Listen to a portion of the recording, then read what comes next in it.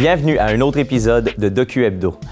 Cette semaine, on vous présente le mouvement Action Découverte, dont la mission est de briser l'isolement, d'optimiser l'autonomie et de favoriser l'intégration en société des personnes ayant une déficience intellectuelle ou un trouble du spectre de l'autisme.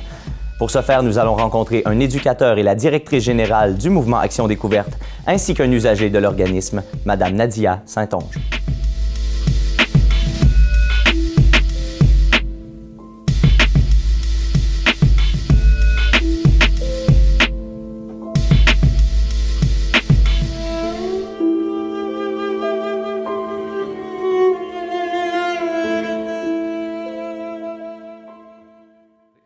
Peux-tu nous expliquer un peu la mission que vous avez ici? C'est une mission d'intégration, c'est une mission avec les personnes handicapées. Mais exactement, comment vous vous définissez? Bien, comme tu dis, c'est exactement ça. Notre mission ici, c'est vraiment l'intégration, l'autonomie. On vise à pousser les usagers à leur maximum d'autonomie, puis on travaille là-dessus pour surtout les maintenir.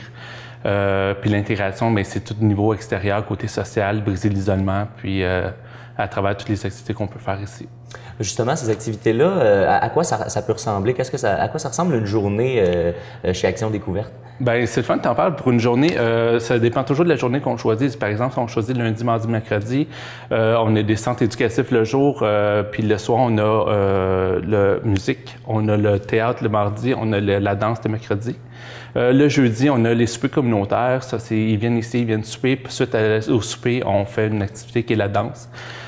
C'est à ce moment-là qu'ils ont l'intégration aussi avec d'autres usagers en déficience intellectuelle. On fait aussi d'autres activités à l'extérieur, par exemple les fins de semaine, le samedi, la plupart du temps.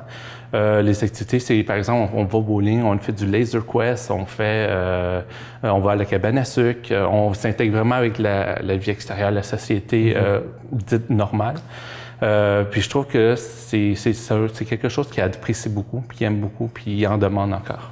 Et est-ce que, je dévie un peu, est-ce que ça se fait par étapes? Est-ce qu'il y a une intégration à faire, premièrement, entre les usagers, réussir à bien les intégrer entre eux avant de pouvoir aller vers l'extérieur, avant de pouvoir faire des activités en société?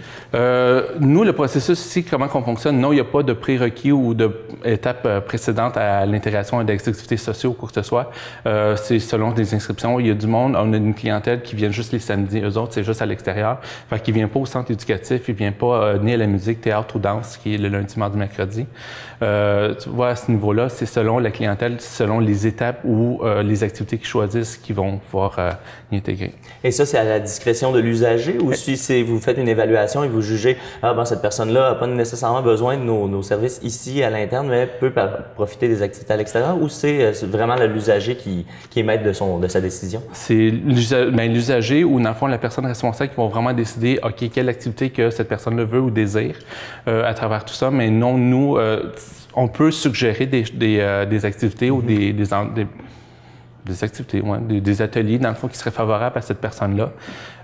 Mais la réponse, dans le fond, la décision finale devient à l'usager s'il veut être là ou non. On ne peut pas aller à l'encontre de ce qu'un usager veut pas. Si on parle précisément de le type de clientèle, on parle donc de trouble du spectre de l'autisme. Il y a de la trisomie. Il y a trisomie 21. Oui. Une déficience intellectuelle. Déficience intellectuelle. On a le TED aussi, trouble de développement de... Envahissance du développement. Oui, exactement. Merci. Je commence à me familiariser avec le langage aussi. Puis, en fait, concrètement, les activités que vous offrez, j'ai vu sur Internet, il y a le programme Action, il y a le programme Découverte. Ces deux volets qui sont... vous avez donc deux approches, si je comprends bien, deux types d'activités? Oui, on a deux blocs différents, puis chaque bloc chapeaute des objectifs plus spécifiques. Action, c'est plus mouvement, plus tout ce qui est, par exemple, activités sportives, le bowling, le laser quest, tout ce qui se met en mouvement. Tout ce qui nécessite de l'action. Exactement. Physique. Puis de l'autre aspect, c'est plus découverte de la culture, découverte de l'extérieur. Toutes les activités, par exemple au musée ou quoi que ce soit, c'est plus ce volet-là. Mais en général, on met de façon assez équilibrée le nombre d'ateliers de chaque côté pour chaque session qu'il y a disponible pour pouvoir satisfaire, j'imagine, chacun des usagers. J'imagine qu'il y a des gens qui préfèrent le volet action physique, comme dans notre cas à nous. Moi, je suis plus du côté artistique, je suis pas très sportif. Oui, non, j'ai vu ça. Mais alors, la clientèle trouve vraiment chaussure à son pied de toutes les façons possibles. Oui, on essaie de satisfaire la plus large clientèle qu'on peut avoir. Vous parlez de briser l'isolement social. Qu'est-ce que ça a comme effet bénéfique sur la clientèle, sur les usagers, de pouvoir, est-ce que vous voyez vraiment là, l'évolution jour après jour? Est-ce que c'est une évolution qui est tangible, qui se voit, ou c'est quelque chose à long terme qu'on travaille sur une longue période? C'est quelque chose qu'on voit à long terme, parce que c'est pas du jour au lendemain parce qu'ils décident de venir ici, qu'ils ont brisé l'isolement, puis que wow, OK, on a changé. Non, c'est vraiment à long terme. Puis ce qui est côté bénéfique qui leur apporte, comme c'est des êtres humains. Les êtres humains ont toujours besoin d'un sentiment d'appartenance, ils ont besoin de côtoyer du monde de son entourage, des amis, avoir quelqu'un, avoir un point de repère, avoir une famille. Il y a certaines personnes qui disent qu'ici, le mouvement, c'est un peu leur famille, parce qu'ils se voient toutes les semaines, ils se voient pratiquement des fois 4 jours, des fois 5 jours semaine, puis à un moment donné, tu crées des liens, puis je pense que tout être humain a besoin d'avoir un sentiment d'appartenance. J'imagine qu'il arrive aussi à des différents stades. J'imagine qu'il y a des usagers qui arrivent qui ont à peu près jamais côtoyé, ou du moins très peu côtoyé de gens, qui ont été un peu plus isolés. Il y a des gens qui doivent avoir plus de facilité. Comment vous négociez un peu avec chaque cas? Est-ce que c'est vraiment unique, ou vous avez une méthode assez... Nous, on est assez ouvert, on est débonnaire à ce niveau-là. On les regarde, puis on les évalue d'une façon à l'externe, puis on va vraiment à leur rythme. Si on a besoin de prendre leur temps, si on a besoin d'être un peu tout seul dans leur coin, faire la petite chose, mettons, pendant une soirée souper communautaire, par exemple. On tourne dans les 45 personnes usagées ici. Ça fait énormément de monde, puis du monde qui n'ont jamais été en contact avec...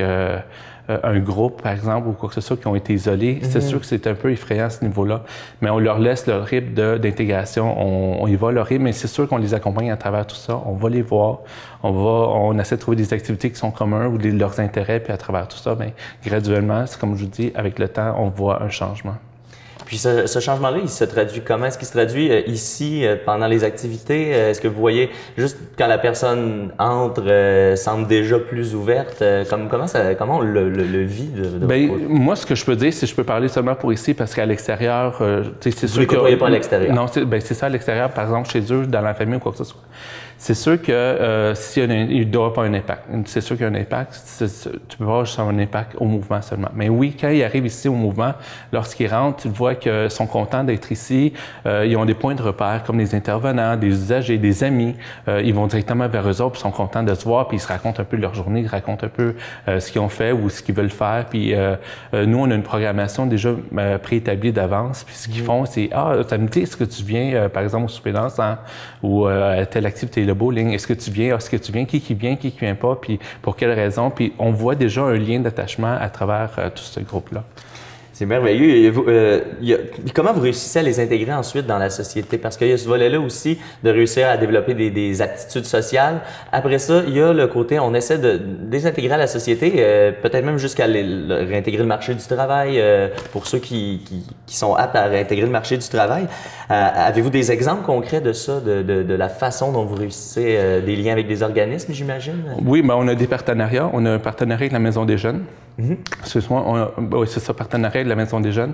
Puis eux autres, auparavant, on faisait des danses une fois par mois avec eux autres, puis ils s'intégraient vraiment avec la clientèle. Ils dansaient avec eux autres. Puis on a un autre partenariat qui est le Centre Champlain, Centre de personnes âgées. On y va, c'est une fois par mois, les dimanches.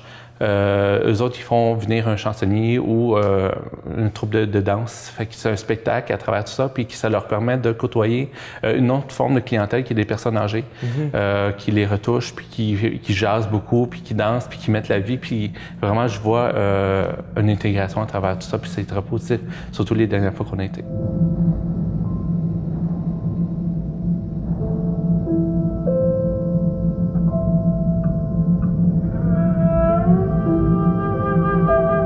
Est-ce que vous avez un objectif pour chacun des usagers? Vous avez dit un peu plus tôt qu'il y avait une petite évaluation de votre part.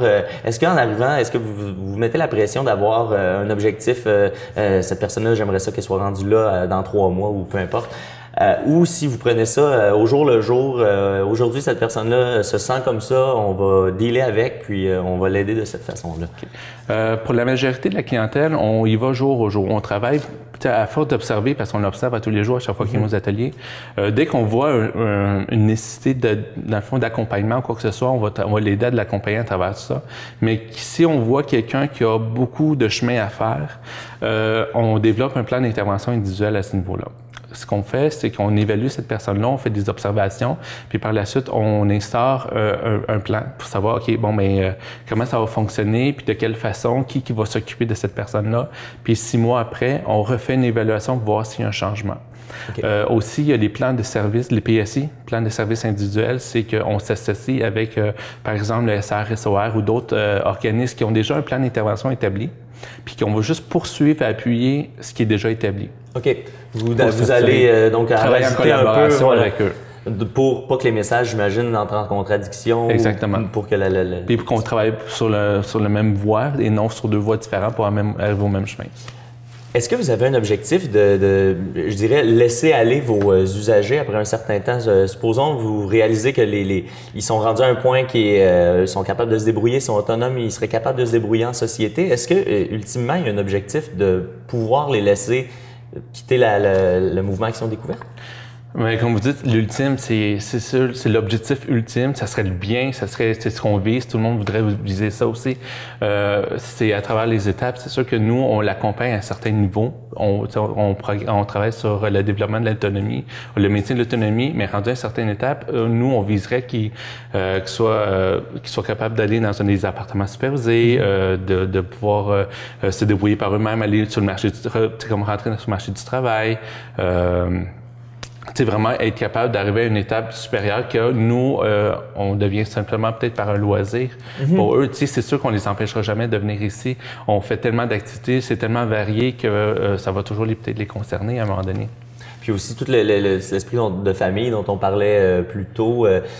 J'imagine que la porte reste toujours ouverte pour un membre de la famille. Exactement. Une fois qu'il est dans la famille. Ça serait mal vu de fermer la porte. C'est un peu. Ça irait un peu à l'encontre de la mission. Il y a aussi tout un côté qui est très important quand on parle de troubles du syndrome de l'autisme, quand on parle de santé mentale, quand on parle de déficience intellectuelle, qui sont 2 choses différentes. Je pense que c'est important de distinguer la déficience intellectuelle de la santé mentale. Il y a une distinction à faire de ce côté-là. Il y a les familles qui sont impliquées inévitablement, c'est eux les premiers répondants si on veut. Oui. Donc j'imagine qu'il y a un travail à faire aussi avec la famille parce que quand vous avez dit que vous n'êtes pas là tout le temps pour les suivre quand ils sont plus au mouvement Action Découverte, quand ils sont pas sur place, est-ce que vous avez un volet avec les familles justement d'intervention ou de plan de match? Nous, oui, on les accompagne à travers, par exemple, s'ils font des demandes plus spécifiques que nous, on n'offre pas ce service-là. On a une banque de données qui, dans le fond, c'est tous les organismes régionaux ici. Okay. On peut les référer à travers ça. Aussi, ce qui les aide beaucoup pour le support, c'est, par exemple, pendant les événements comme le souper de Noël ou quoi que ce soit, ils rencontrent d'autres parents qui sont dans la même situation, qui peuvent discuter, puis à travers tout ça, mais ils se créent des liens, puis des fois, ils deviennent des amis, des confidents, puis ils deviennent aussi un support à travers tout ça. Puis ça peut leur permettre peut-être de se donner des trucs sur comment on gère ça, tel problème à la maison, tel problème à la maison. Oui, ils peuvent dans le fond se partager des trucs aussi, ils peuvent se partager des organismes qu'ils utilisent ou dans le fond des subventions, des services, peu importe. Ils se donnent l'information, puis c'est ce qu'ils ont besoin, surtout pour le sport. Si tu n'as pas l'information, tu ne peux pas aller chercher du sport ou quoi que ce soit, ou des organismes. Et de la même façon que les usagers, c'est sécurisant, j'imagine, pour les parents de ces usagers-là, d'avoir d'autres personnes qui vivent les mêmes choses et qui sont dans la même situation. Exactement. Bien, c'est pour éviter l'isolement, parce que souvent, quand tu as un enfant qui est déficient intellectuel ou trouble du spectre de l'autisme, c'est tellement demandant que des fois, tu deviens isolé. Puis tu as l'impression d'être tout seul à travers tout ça, puis tu te bats contre le système. Le fait de côtoyer des parents qui sont dans la même situation que soi, ça leur donne un support, ça leur aide, puis de dire « OK, regarde, je suis pas tout seul, on est un groupe, on est plusieurs parents qui vivent la même affaire ». Les usagers, ils ont quel âge? Est-ce qu'il y a une limite d'âge? Est-ce qu'il y a une moyenne d'âge? Nous, le critère qu'on demande, c'est à partir de 16 ans, tu peux... même pas 16 ans. Il n'y a pas d'âge. L'important, c'est être capable de participer puis de s'intégrer à un groupe qu'on a déjà présent ici. L'âge moyen, on tourne dans les 30-40 ans. Et qu'est-ce qu'on pourrait souhaiter dans les prochaines années pour le mouvement Action Découverte? Est-ce que vous avez des objectifs, des projets? Bon, on sait que les temps sont durs ces temps-ci. Qu'est-ce qu'on peut vous souhaiter? Le meilleur souhait qu'on pourrait avoir, c'est nous, dans le fond, la réalité, c'est qu'on a une clientèle qui est constamment à la hausse. Juste cette année, on a une hausse de 30 30 okay. Puis, sauf les finances ne suivent pas. Tout ce qu'on aurait besoin, c'est qu'on poursuit, puis on augmente aussi les côtés financiers pour qu'on puisse continuer à donner le service malgré la hausse de la clientèle. Tu sais, nous, la clientèle augmente, les besoins augmentent, mais le côté financier, il faut que ça suive aussi. Sinon, c'est ce qui fait que c'est beaucoup plus difficile pour nous autres. Et qu'est-ce qui fait en sorte que la clientèle a augmenté autant cette année? 30 c'est quand même impressionnant. 30 c'est énorme. Une des raisons majeures, c'est qu'on a beaucoup de fermetures d'autres organismes alentours qui offraient le service d'une façon assez similaire des services un peu cousins de ce que exactement. Vous proposez. Puis étant donné qu'ils perdent les services de leur région, mais ils se rejoignent tous à un endroit qui est, dans le fond, c'est nous qui est toujours encore ouvert.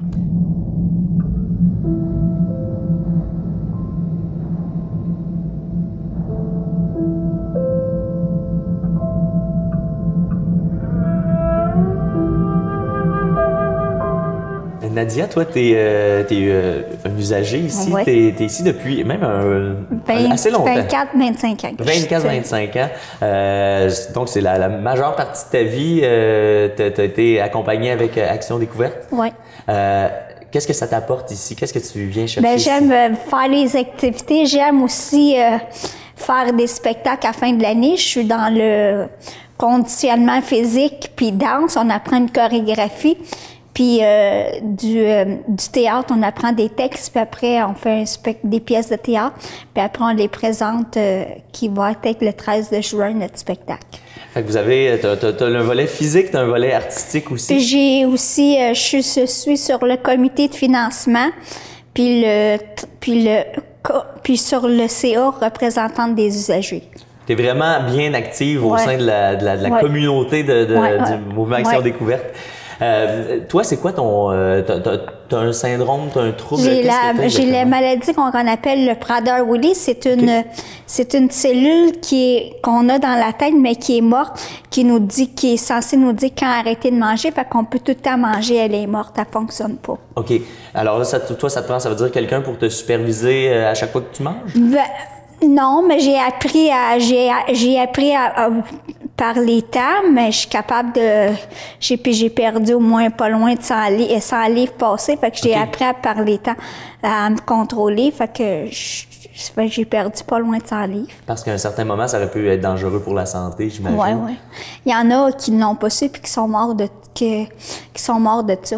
Mais toi, tu as réussi à passer par-dessus? Oui, j'ai passé des tests, puis c'est un psychologue de l'école qui l'avait découvert, puis on a passé des tests, c'est là que j'ai su que j'avais le Prader-Willi à 15 ans, puis à l'âge, je pense que j'avais peut-être 1 an ou 2 ans, ils m'ont dit que je faisais de la dystrophie musculaire. OK. Ils m'avaient fait une biopsie, mais non, c'était pas ça. Ah, OK, il y a une erreur de diagnostic à la base. Ah, OK. Puis, quand tu es venu ici pour la première fois, est-ce que c'est tout de suite après que tu aies su que tu avais cette maladie-là? Oui. J'allais à LPP, c'était à LPP qui ont découvert ça, oui. Fait qu'à 15-16 ans, tu es arrivé ici pour la première fois? 15 ans, oui. Puis, comment c'est arrivé? Est-ce que je sais que ça fait longtemps, mais est-ce que tu te souviens un peu comment tu te sentais la première fois que tu es arrivé ici? Bien, je me sentais un petit peu gênée, mais... J'ai passé une soirée ici pour m'habituer, puis j'ai bien aimé ça être avec mes amis ici, là. Puis avant ça, à l'école, quand tu étais à LPP, l'école où Philippe Paris, ici à Châteauguay, comment ça se passait? Est-ce que tu avais Est-ce que tu étais avec les autres ou est-ce que tu étais plus seule? J'ai déjà été dans une classe spéciale, mais avant ça, j'étais dans cheminement particulier, mais je me faisais niaiser tout le temps, fait que j'ai été après en classe plus spéciale. Je me faisais tout le temps niaiser, fait que c'était plate, là, à l'école. Donc, tu étais un peu isolée, j'imagine, parce que... Ben, j'étais pas isolée, mais je focusais mes cours parce que je me faisais niaiser, puis tout le temps. OK, c'était au point de plus vouloir y aller du tout. Oui, et puis j'étais descendue dans une classe plus faible, mais j'étais quand même en cheminement particulier, plus faible, mais au moins, là, j'étais correcte. Je me faisais pas niaiser dans cette classe-là. Au moins, c'était mieux. Et là, quand tu es arrivé ici, ça change une vie complètement. Ça change complètement la façon, j'imagine, de voir la vie. Tu trouves des amis, des gens qui te partagent les mêmes passions que toi. Mais même avant ici, ben oui. Puis j'en ai aussi à l'extérieur du mouvement aussi des amis, là. Mm-hmm. J'en ai une amie qui travaille, qui s'occupe de moi à l'ouvrage, qui travaille avec moi, puis je la vois à l'extérieur aussi. OK. T'as un travail? Oui, je suis stagiaire, je fais le ménage dans un salon de coiffure en arrière du Tahiti, le salon de coiffure. OK. Puis, est-ce que c'est par Action Découverte que tu as été amenée à travailler? Non, c'est par le SRSO qui... j'ai été en plateau pour m'habituer, puis j'avais des affaires à améliorer, puis maintenant, je suis en stage. Alors là, t'es autonome, t'es capable d'avoir un travail, ça doit être valorisant, tu dois te sentir bien avec ça. Oui. Ça fait combien de temps que tu as ce travail-là? Ça fait au moins 3-4 ans que j'étais en stage là. J'ai été à d'autres places, mais là, ça l'a fermé parce que c'était dangereux. Mais j'ai fait d'autres places aussi. Et les gens là-bas, comment ça se déroule là-bas avec les autres employés des endroits? Ben, c'est les salons de coiffure. Je fais le ménage, je fais des brassées de serviettes. Puis des fois, je prépare leur teinture pour préparer leur teinture, mettre une cape, un plastique puis une serviette. Puis des fois, je leur sers, me demande de leur servir du café. Puis ici, avec les autres usagers, toi qui es là depuis aussi longtemps, quand il y a un nouvel usager, est-ce que tu as tendance à les aider? Est-ce que tu as tendance à vouloir aller vers je leur jase, je vais leur demander comment est-ce qu'ils s'appellent, puis qu'est-ce qu'ils font, puis je me présente aussi, je leur dis mon nom, fait que ça. Est-ce que des fois, tu peux t'identifier un peu? Est-ce que tu te revois des fois quand tu es arrivé ici pour la première fois? Là, tu vois des gens arriver pour la première fois. Est-ce que des fois, tu te dis « Ah, je me souviens, là, des fois, c'était pas facile au début. » Ben non, j'ai trouvé ça bien, pas quand même, l'intégration quand j'ai commencé à venir. Fait que toi, un peu ton objectif, ce serait que les gens se sentent comme toi, tu t'es senti quand tu es arrivé ici? Oui. Puis... j'imagine que tu aimes ça ici, tu veux rester ici longtemps. Oui. Tu vas pouvoir continuer à travailler ici sur le CA et tout. Oui. Ben, je vais te souhaiter que ça dure encore longtemps. Puis merci. Que tu as l'air heureuse, je trouve ça magnifique. Puis je te souhaite encore bien des années de bonheur en avant de toi. Merci.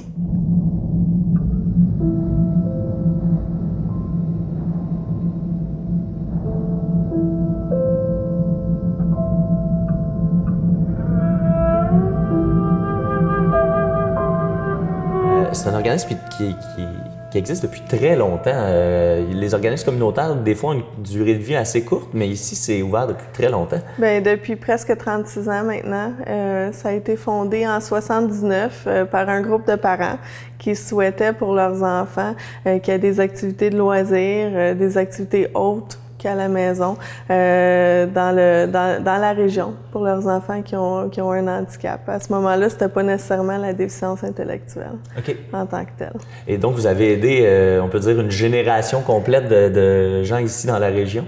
Oui, en fait, on en a qui viennent ici depuis 35 ans maintenant, qui sont encore ici, qui viennent encore aux activités. C'est une période qui est difficile, on peut pas se cacher de ça, je pense, un peu partout, c'est difficile, particulièrement dans le communautaire, dans les organismes, ça les copie beaucoup. De votre côté, comment ça se déroule de ce côté-là? Est-ce que c'est compliqué? C'est compliqué. C'est jamais facile. Il faut tout le temps faire preuve d'une grande créativité pour aller trouver d'autres moyens, d'autres sources de financement. Parce que, comme quoi on disait un peu plus tôt, la clientèle, juste cette année, a augmenté de 30%. Le besoin est là. Donc, pour éviter de refuser des gens, on essaie de couper où est-ce qu'on peut, mais c'est pas évident. Il faut vraiment qu'on garde les portes ouvertes et puis qu'on continue à offrir ces services-là. Et ça a ses limites, j'imagine aussi, le fait de couper, le fait d'être créatif. On sait à quel point les organismes ont ce talent-là, sauf que c'est un talent ça prend quand même un minimum pour pouvoir réussir à appliquer tout ça. C'est ça. Tu sais, pour l'instant, ça fonctionne, mais il va arriver un jour où est-ce qu'on n'aura pas le choix de refuser une clientèle parce qu'on n'aura pas les moyens nécessaires pour offrir ces services-là. Et ça, c'est pas mal la pire chose, j'imagine, qui peut arriver pour un organisme oui, comme c'est la pire chose qu'on envisagerait. Là. On veut pas que ça nous arrive. Puis on veut pas non plus, ce qui est très important pour nous, c'est on veut pas couper dans le niveau de qualité de nos services. Ça, c'est très important parce que oui, on a beaucoup de services, mais la qualité nous est très importante aussi. Donc, on veut pas en offrir plus. On pourrait faire prendre peut-être un peu moins de monde si on est rendu à ça, mais continuer à offrir à ceux qui sont là un service d'une qualité, je pense, qui a fait de réputation à travers le temps aussi. Oui. Très important pour nous de garder cette réputation-là. Puis, on souhaiterait offrir des services de qualité à des gens qui ont un plus grand nombre de personnes. Par contre, pour l'instant, on ne peut pas le faire. Je sais que pour plusieurs organismes dans d'autres domaines, on parle beaucoup il y a des fusions, il y a de la collaboration, il y a de la coopération, il y a même de la cohabitation. Est-ce que c'est en ce moment des choses avec lesquelles vous commencez à réfléchir ou on n'est pas rendu là encore? C'est sûr que ça reste tout le temps en tête. On a des partenaires avec qui on parle parce que la réalité fait en sorte qu'il faut commencer à en jaser quelquefois. Par contre, on n'est pas rendu au pied du mur, comme on dit. On sera pas loin si ça continue ainsi, puisque la demande est plus élevée. Là. Il y a aussi tout un volet de services en lien avec l'école Louis-Philippe Paré, l'école secondaire ici. C'est un partenariat qui est important pour vous? Oui, en fait, c'est un service qui est financé par le ministère de la Famille. Les locaux nous sont prêtés par la commission scolaire des Grandes Seigneuries. Le local se trouve à l'intérieur de l'école secondaire Louis-Philippe Paré et c'est un service de surveillance pour les élèves 12-21 ans à cette école-là et dans les écoles aux alentours pour qu'ils puissent avoir un service de surveillance après l'école. Parce que s'ils terminent l'école à 2h30, il y en a qui sont pas capables de retourner à la maison seuls par la suite. Les parents travaillent, on n'a pas exactement, ils sont pas là à la maison pour les accueillir. Conciliation travail-famille, ça devient difficile. Donc, on a un service qui est offert après l'école jusqu'à 6h le soir, 5 jours semaine, et puis pour les journées pédagogiques. Alors, il y a un intervenant d'Action Découverte qui se rend à LPP et qui supervise, dans le fond, les gens qui en ont besoin. Exactement. On a des éducateurs sur place, puis les élèves s'inscrivent au mouvement Action Découverte. Donc, c'est notre personnel. C'est ça que j'allais dire. Ça doit être aussi une espèce de porte d'entrée vers le mouvement. Ça doit être probablement les premiers contacts que vous faites. En fait, oui. C'est notre future clientèle, dans le fond, parce que du 12-21 ans, ici, la majorité ont 16 ans et plus pour les activités régulières du mouvement. Par contre, à partir de 12 ans, on commence à les voir déjà à l'école. Donc, il y a déjà un contact qui se fait. Ça facilite le tout pour les parents également. Donc, c'est ça, le contact se fait également et avec l'usager et avec les parents de exactement, de cet élève-là. Très intéressant. Yes.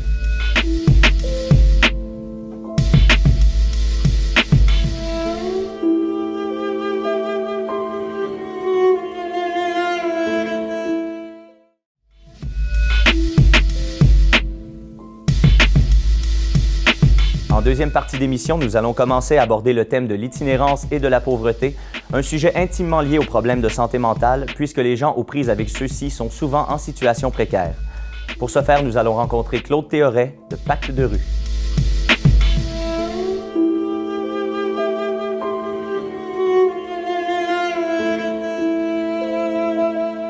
Claude, j'aimerais ça que tu nous présentes un peu l'organisme Pacte de rue. En gros, c'est quoi sa mission? Qu'est-ce que vous faites comme activité, comme intervention? Bien, Pacte de rue, c'est une organisation qui fait du travail de rue à travers un peu la communauté de la région ici. Le travail de rue, c'est une pratique sociale un peu différente des autres pratiques sociales. Ça tente à aller vers, dans le fond, tout ce qui est les vulnérables de notre communauté. Donc, les gens qui peuvent être en rupture dans notre société, des gens qui peuvent avoir vécu des difficultés sociales qui font qu'ils sont un peu en quête un peu par rapport à leur identité ou par rapport à qu'est-ce qu'ils ont besoin. Ils cherchent un peu des ressources, mais ils n'ont peut-être pas réponse à ça. Fait qu'à travers de rue, ils se veulent, dans le fond, un accompagnateur de vie à travers ça.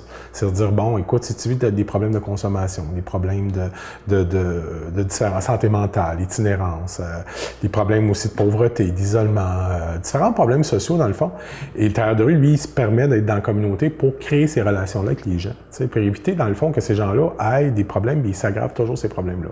Fait que c'est une pratique qui existe depuis 40 ans au Québec, qui est partie des grands centres urbains, surtout Montréal et Québec, et qui est en région depuis peut-être une vingtaine d'années, parce que dans les régions aussi, on retrouve un peu ces phénomènes-là à plus petite échelle, mais qui existent. Alors, on travaille vraiment en amont. On veut aller en amont, puis on veut aussi faire réaliser aux citoyens puis aux communautés que dans toute région, dans toute ville et village du Québec, il peut y avoir de la détresse sociale et qu'il faut l'adresser à temps pour éviter justement que ça dégrade.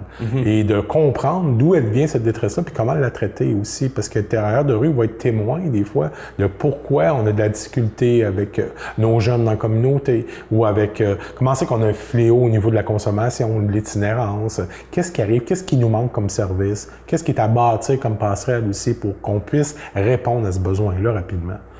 Le travailleur de rue, lui, se trouve à être sur le terrain, à développer un lien privilégié avec les personnes. Comme tu dis, l'important, c'est souvent de comprendre le pourquoi. Oui. On n'a pas souvent le réflexe de se poser cette question-là. Le commun des mortels ne se pose pas souvent. On a tendance à juger rapidement, mais on se pose pas la question. Et souvent, on se dit, comme tu me disais juste avant l'entrevue, si j'étais à sa place, des fois, j'aurais peut-être pas persévéré autant. Quand tu apprends à connaître les individus au-delà du problème qu'ils ont, c'est ça un peu la beauté de notre pratique sociale, c'est qu'on prend le temps de connaître l'individu derrière le problème. Et on ne traitera pas le problème comme un intervenant, on va traiter, dans le fond, l'individu de comment il vit ce qu'il a à vivre comme défi. À travers ces défis-là, nous, on essaie de trouver des moyens pour l'accompagner là-dedans, toujours dans un but d'empowerment qui redonner du pouvoir aussi. C'est pas de faire à sa place parce qu'on lui apprend. Non, c'est ça, c'est pas de la complaisance non plus. C'est pas de glorifier l'état de pauvreté, d'itinérance. C'est vrai, on va crier plus fort avec toi. C'est qu'est-ce qu'on peut traiter en premier. C'est sûr qu'au départ, nous autres, c'est une approche très humaniste. Fait qu'on va regarder les besoins de base. T'es-tu en sécurité? Tu manges-tu? Tu dors-tu à quelque part? Qu'est-ce qu'on peut répondre pour commencer? Puis après ça, on regardera parce que des fois, c'est des montagnes de choses. C'est rare que les gens ont un problème qui te mène à la rue. Et oui, effectivement, aussi, ils sont souvent stressisés, ils sont souvent jugés, diminués. Puis ça, c'est pas juste, le citoyen normal, mais même dans un service, des fois, qui peut être un hôpital ou un CLSC, un toxicomane arrive, ça peut faire peur. Ah, mon Dieu, c'est un criminel. Quand tu connais pas tous les sphères de l'underground, des problèmes sociaux, nous, on a cette expertise-là, puis cette capacité à s'adapter là, puis dans nos philosophies de travail, on se lance un peu des stratégies pour pénétrer ces milieux-là. Fait que c'est sûr que c'est comme, il n'y a pas d'autres praticiens sociaux au Québec qui vont faire cette pratique-là. Les seuls intervenants que tu peux retrouver dans les mêmes zones, c'est les policiers, puis on n'a pas le même mandat. Fait que, à partir de là, tu peux pas dire, qu'un policier, il va tolérer. Non, lui, il a un travail à faire, et nous, on a un travail social à faire. Donc, nous, on a à traduire ces phénomènes-là, à les démystifier, à les faire comprendre, puis à créer des ponts pour ces gens-là, pour que ces gens-là aient des services. Donc, on a plusieurs défis. Et tu me parles du travail des policiers, c'est justement une ressource comme un travailleur de rue peut éviter que les policiers aient à intervenir, peut faire en sorte que les ambulanciers n'aient pas à intervenir.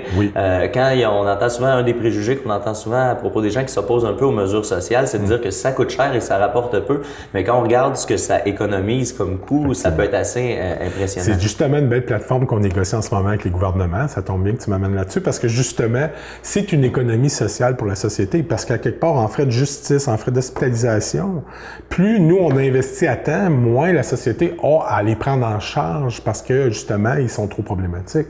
Je dois l'arrêter parce que là, il est itinérant, il est santé mentale, puis là, pour sa survie, il a cassé une vitrine pour coucher là, et là, on le rend criminalisé, on l'envoie en prison, ils sont pas adaptés à s'occuper d'un cas que, dans le fond, il est pas un criminel, mais par sa situation sociale, il est rendu criminalisé.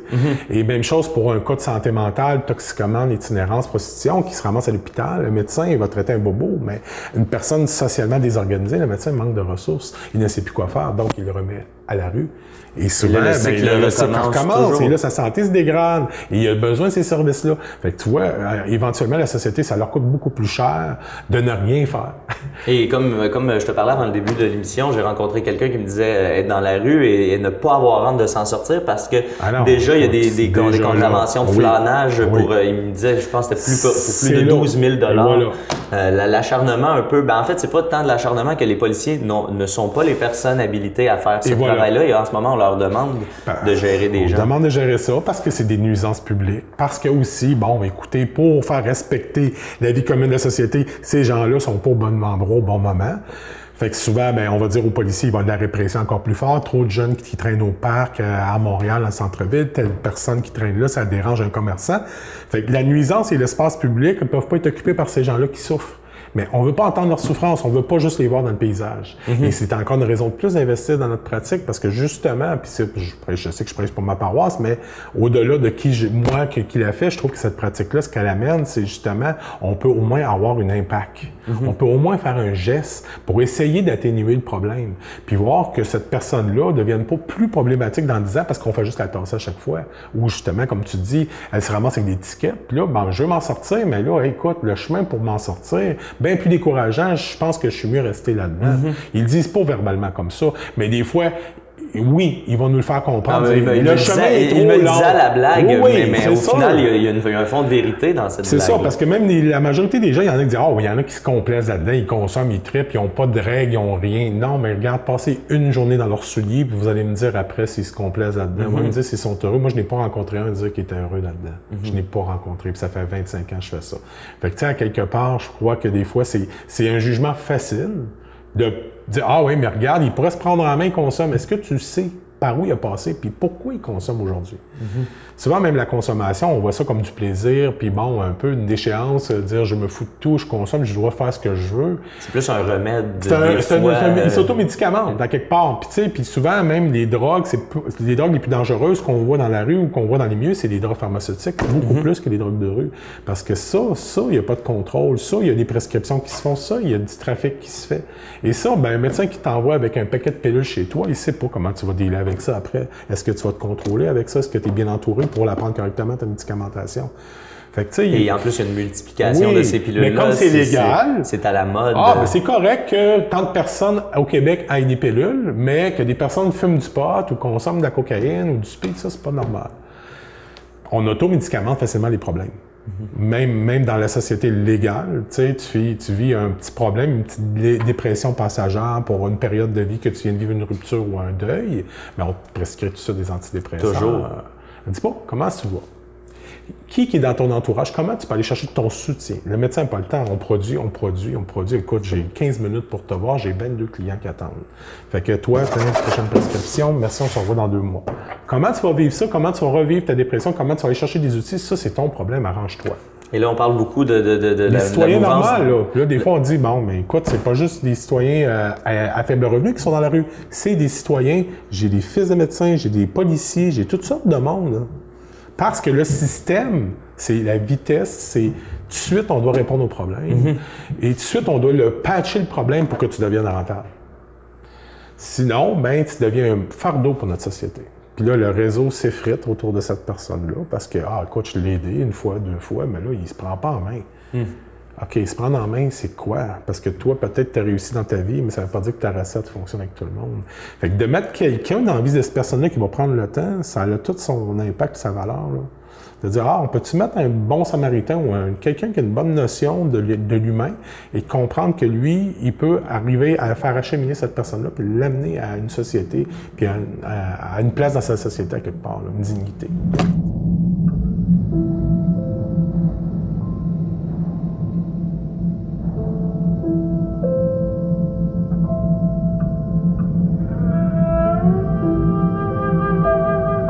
Dans un article paru dans la presse le 15 février dernier, justement, on parlait de la menace de fermeture de pacte de rue qui était prévu à ce moment-là pour peut-être le 27 février. Là, on comprend que ça n'a pas fermé. On en est où dans cette situation? Là, en ce moment, c'est sûr que moi, en plus, je représente l'Association du travail de rue du Québec, qui est le regroupement provincial en travail de rue, qui est une quarantaine d'organisations de la Côte-Nord, dans le fond, jusqu'à l'Abitibi. On couvre vraiment tout le Québec. Okay. On est en négociation avec les ministères. Je pense qu'on est connu, je crois qu'on est reconnu surtout comme une mesure efficace pour rejoindre les gens vulnérables. Ils ont peut-être une méconnaissance, par contre, de notre économie sociale qu'on apporte. Ils ont peut-être une méconnaissance aussi de notre besoin pour faire le travail qu'on fait, parce on s'est toujours autosuffi. On s'est toujours, on n'attend pas avec le gouvernement pour trouver nos sous, on va aller faire des levées de fonds, on va aller chercher le privé, on va aller chercher des endroits. Mais là, les portes sont fermées. Il n'y en a plus d'argent nulle part et tout le monde voit, bon, OK, moi j'ai investi là, mais là, il y en a trop de monde. Puis on n'est pas une cause, on n'est pas le cancer, nous autres. On n'est pas le, cancer du sein, les maladies infantiles. sais, tout le monde, les poches de tout le monde sont sollicités, puis là, tu dis, moi, j'arrive devant toi, puis je te dis, bon, mais moi, j'ai des itinérants, des jeunes dans la rue, des gangs de rue, des jeunes en prostitution. C'est pas winner. Vous n'avez pas trouvé votre Ice Bucket Challenge, tu sais, c'est l'idée d'une vie. C'est un peu banal, puis c'est un peu particulier de dire à mes employés et mes intervenants qu'ils sont pas payés des salaires de fous. Puis c'est correct, c'est un choix personnel qu'ils prennent de travailler ici, ils pourraient travailler à plus cher, mais en même temps, pour eux autres, ça a un sens qu'est-ce qu'ils font. Et ils voudraient en faire une carrière, mais malheureusement, à un moment donné, ils ont un choix déchirant à dire, bon, mais si je veux vivre, je veux payer. Si je veux vivre, là, pas je veux me payer du luxe, je veux vivre, là, il faut que je fasse un choix économique de dire, je ne ferai pas ça longtemps. Ça, c'est déchirant parce que, justement, on a un impact social. Puis là, oui, on est en négociation. Fait qu'on ne sait pas trop parce que j'ai rien annoncé, puis en même temps, s'il n'y a rien qui se passe, c'est sûr que nous, on doit aviser les citoyens. L'article que tu as vu, ça circule, les gens savent qu'on est en péril. C'est correct, mais en même temps, tu sais, ça fait des années que nous, on l'attendait, ça arriverait. C'est pas par le contexte gouvernemental qu'on est en péril, c'est qu'on n'a jamais été financé à la juste mesure de notre travail. Le ministère a toujours dit, on va évaluer ça un jour, et là, on arrive pour dire, ben là, ça sera le temps pour évaluer, ben tu sais, avec le contexte, l'évaluation, on va la tasser, ben faudrait pas, justement, parce que justement, peut-être ça a besoin de plus de nous que vous pensez là, en ce moment. C'est d'autant plus vrai dans les prochaines années. Oui, et voilà. Fait que ça, c'est l'argumentaire en ce moment, je te dirais, le scoop que je te donnerais dans l'Indigo, qu'on sent qu'on a une place dans ce qui s'en vient encore plus forte, mais en même temps, il faut vraiment qu'ils nous donnent les moyens d'y répondre, parce que sinon, on est dans un cul-de-sac. Fait que c'est dans les prochains mois qu'on va se décider et on va faire part dans la communauté de façon différente à travers les médias, à travers les médias sociaux, de ce qui s'en vient pour nous. Est-ce que ça va être positif, négatif? Est-ce que la communauté va perdre un service? Aura-t-elle un deuil à faire? Aura-t-elle des solutions de rechange à trouver? Et là, pour le moment, tout le monde dit, ben non, ça se peut pas. On peut pas avoir de solution de rechange si vous partez de là. L'hôpital, les policiers, les élus, tous les services communautaires, tous les services institutionnels disent, il faut avoir cette valeur-là dans notre communauté pour bien l'aider d'avoir des travailleurs de rue. C'est le filet. C'est les dépisteurs. C'est ceux qui nous témoignent de nos réalités sociales. Et on a besoin d'eux parce que sinon, il y a des gens qu'on rejoindra jamais et qu'on va laisser pour compte. Et comme tu dis, c'est quelque chose qui existe depuis plus de 40 ans ici au Québec. C'est le travail de rue. Penses-tu que c'est justement parce que ça fonctionne bien qu'on en entend moins parler et que là, les gens réalisent pas l'importance? Peut-être aussi, puis on est un petit peu média shy, je peux dire, parce que tu sais, c'est un travail très underground. On cherche pas non plus à avoir des tribunes, pour avoir des trophées, et dire bravo, on a sauvé des vies, parce que c'est un travail qualitatif plus que quantitatif. Fait que moi, combien de jeunes n'ont pas passé au suicide ou qui se sont pas déprimés? Tu sais, des jeunes nous rencontrent dans la rue, nous parlent dans des milieux de vie ou à un endroit particulier. Puis si ce que j'ai fait avec lui, le temps que je l'ai vu, ça a été suffisant, mais j'ai pas de lien que je vais le revoir. C'est lui qui va me relancer. Hey Claude, faudrait que je te revoie, tu sais. Puis là, je suis rendu là, puis là, j'aimerais te mettre pour là. Tu sais, fait c'est vraiment lui le maître d'œuvre de la relation qu'on a avec lui.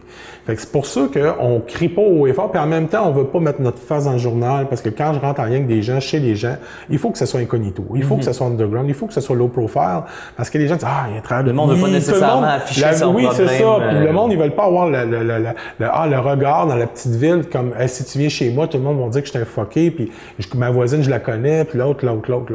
Fait que c'est un travail de société qui est très, justement, shadow, derrière les gens. Puis oui, on en a parlé, on en a eu des sorties médiatiques, mais c'est beaucoup sensationnaliste que les gens cherchent. Ouais, mais après ça, c'est combien? C'est-tu vrai qu'il y en a tant que ça? Puis les gens, ils consomment tout ça. Fait que les gens cherchent toujours à voir la grosse sensation, la grosse affaire. Puis la nouvelle dont les gens vont entendre parler dans l'année, c'est la fois où le sans-abri est mort, pas poignarder quelqu'un ou quoi que ce soit. Alors que c'est beaucoup autre chose que ça. Je pense qu'on aime beaucoup faire de l'empowerment social, de dénoncer des choses et de mettre en place des projets collectifs pour que la communauté prenne en main un problème ou soit plus sensible à ce problème-là.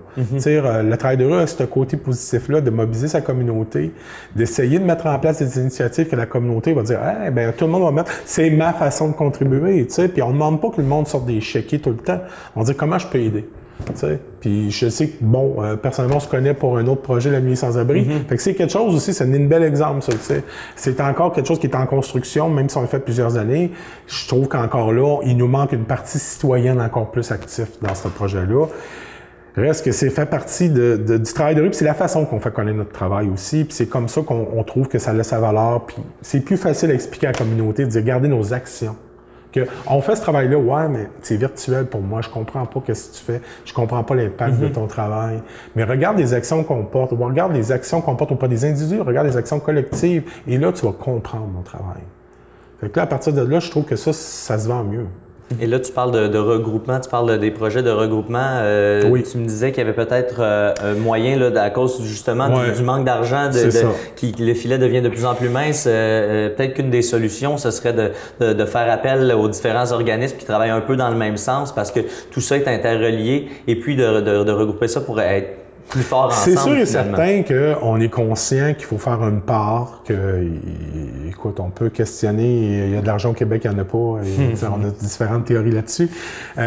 Par contre, le fait est là. Tu sais, je me dis, qu'est-ce qu'on fait? On se résigne, on se met en petite boule, puis on dit, mon Dieu, c'est pas drôle, ou on change de pays, ou tu sais, à un moment donné, il faut que tu fasses un choix, puis tu dis, je continue à me battre à travers ça, mais de façon stratégique. Je me dis, j'ai un service à rendre à des citoyens.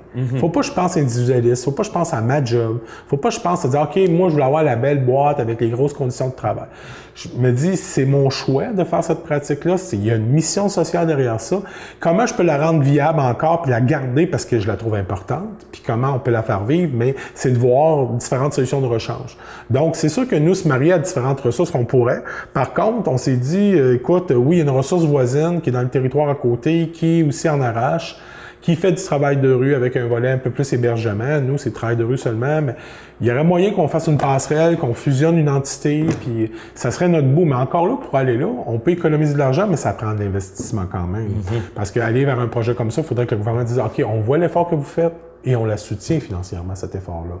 Si on est juste de notre bord à crier tout le monde, on veut de l'argent, on veut être aidé, bien OK, mais c'est quoi les efforts que tu es prêt à faire, toi, de ton bord pour minimiser tes coûts? On n'est pas des machines à sous, on n'en prend pas tant que ça, on a des petits locaux, on paye, nous, c'est vraiment des services à la population directe. Fait que oui, on n'est pas à faire des efforts, mais il faut qu'ils nous donnent les moyens de faire ces efforts-là. Donc, si on dit oui, fusionne, mais aide-moi à payer mes affaires pour le faire, cette fusion-là, puis après ça, donne-moi les conditions pour que l'entité qu'on crée, elle vive dans le temps aussi. Si on fusionne pour mourir plus, bien... Ça donne rien. Ça fait partie des négos qu'on fait, même s'il y a des gens qui questionnent ça, disent ben vous mettez trop à la merci du gouvernement, mais en même temps, quelque part, oui, il y a une partie qu'on n'aura pas le choix, parce que le gouvernement, c'est l'acteur aussi qui nous aide à faire ce qu'on fait. Fait qu'on peut pas le renier, donc on doit composer avec lui et s'adapter à ce que lui fait et nous faire respecter dans notre entité là-dedans pour pas se faire manger au complet. Par contre, c'est ça, on est prêt à négocier des choses sans nécessairement laisser tout aller.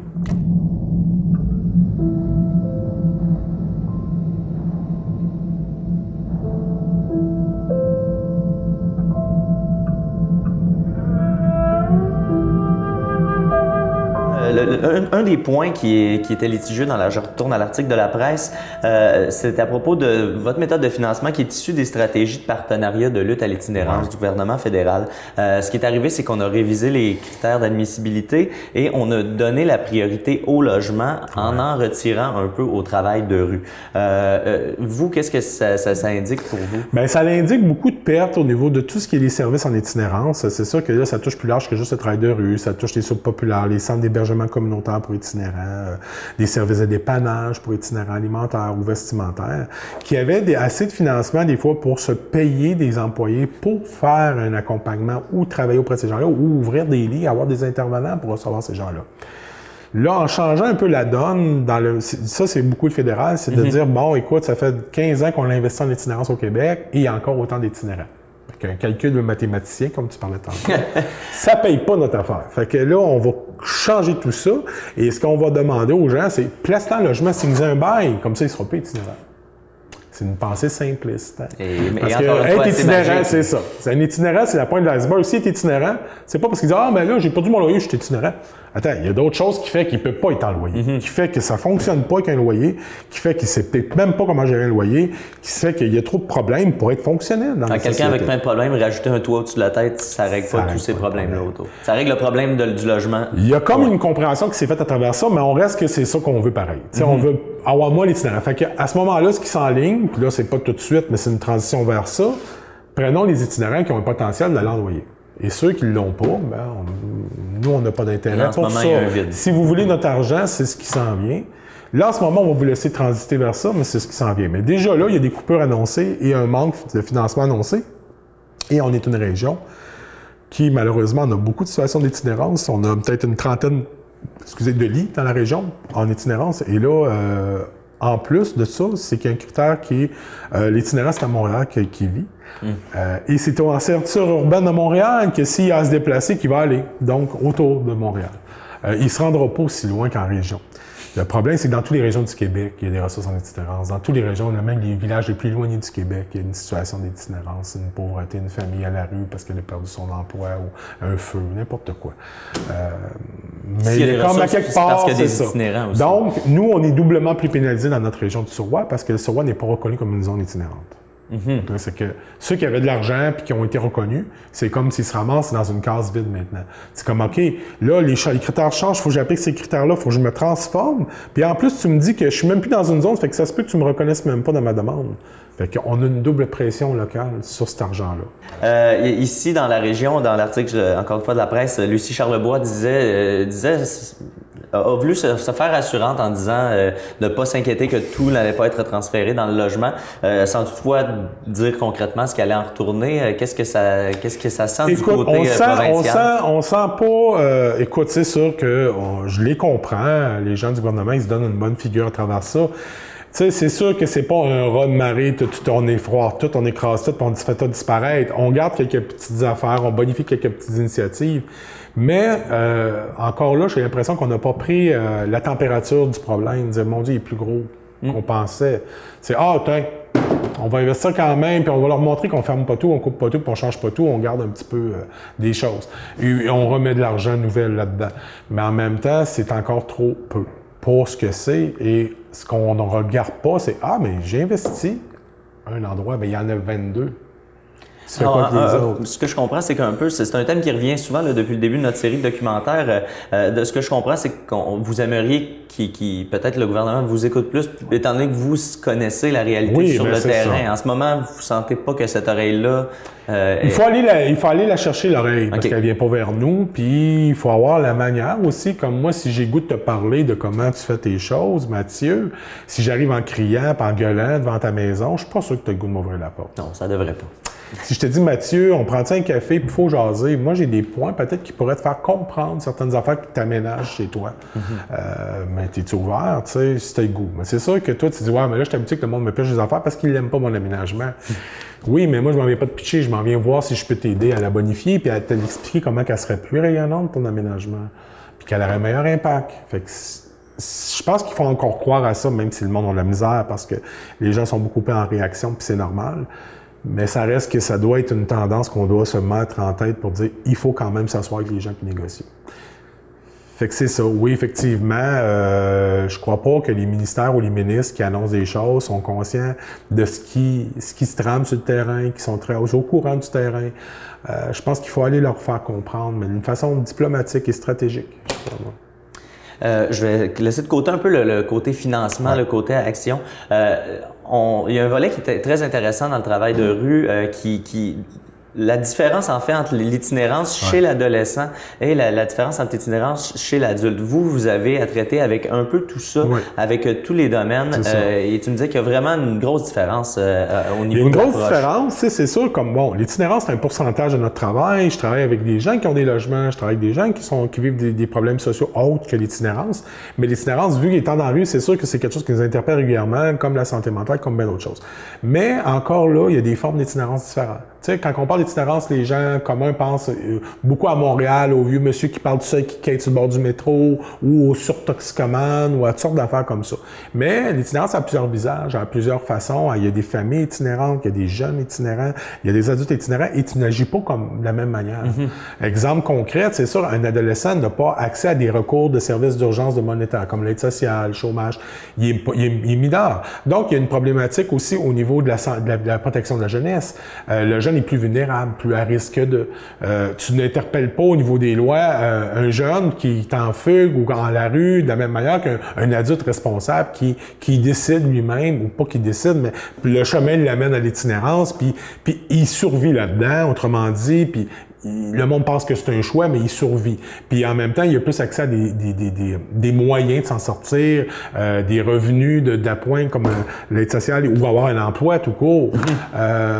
S'il va bien, c'est sûr. Mais un jeune, il y a comme une alerte en bas sociale à mettre en place. Tu sais, je me dis, un jeune, oui, il y a des parents qui soit qui n'ont pas pris leurs responsabilités, ou soit qui sont dangereux, ces parents-là aussi. Tu sais, des fois, on pense que c'est le jeune qui est problématique, mais des fois, c'est la famille. Des fois, c'était mieux.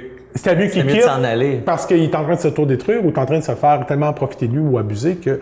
Fait que on n'a pas de réponse sociale très forte au niveau de la jeunesse. On pense DPJ.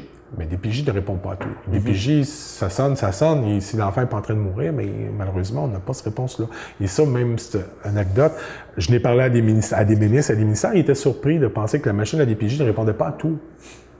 Eux, ils pensaient que ça réglait ça le problème. On comprend pas pourquoi ça règle pas tout. Puis en même temps, ben c'est un dernier recours.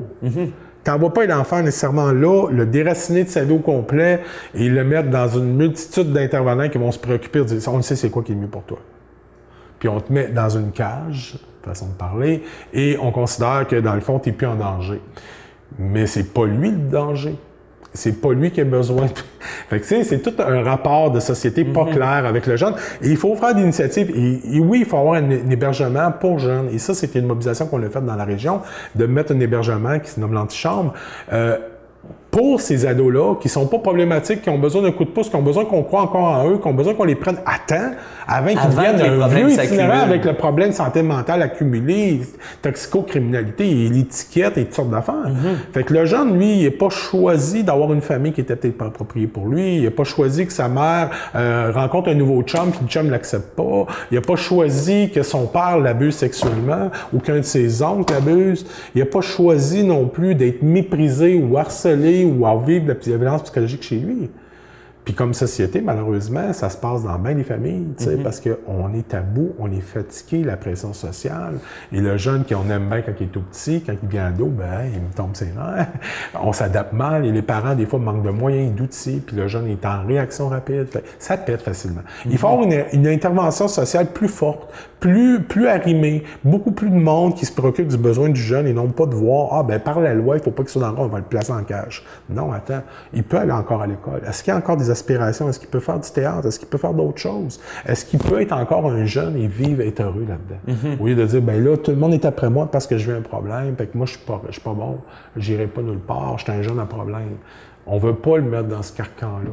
On veut le sortir, puis on va dire, non, tu es un jeune, tu as le droit d'être jeune encore, tu as le droit de vivre, on va te permettre de le devenir et t'épanouir. Fait que traiter l'itinérance jeunesse, c'est tout ça. Tandis que l'adulte, ben c'est sûr que lui, il a un bout de plus à marcher de ses pas. Tu dis, hey, tu peux y aller faire ta demande d'aide sociale. Tu peux faire tes recherches de logement, toi. Tu es solvable, tu es un adulte, tu as des cartes, tu as des choses. C'est pas pareil. Alors, à ce moment-là, c'est peut-être plus de lui faire réaliser qu'il a les outils. Puis c'est lui redonner confiance parce que peut-être qu'il a accumulé trop de caca au-dessus de sa tête, excuse-moi le terme. Non, là, ça va. Mais qu'à un moment donné, c'est trop lourd puis qu'il n'envoie plus là, la sortie de ça. Ouais. Fait qu'il faut que tu l'amènes à voir ça puis dire, regarde, fais le pas puis je vais t'aider à le faire l'autre pas. Fait que l'adulte, tu le mets beaucoup plus vite en empowerment, tandis que le jeune, ben, tu le prends en charge, puis il faut que ce soit une collectivité qui le prenne en charge. L'école doit coopérer, la famille doit encore être présente, ça est encore correct. Le réseau du jeune va l'aider, les ressources, ses activités, ses projets sociaux vont l'aider à devenir un jeune qui va être capable de s'en sortir.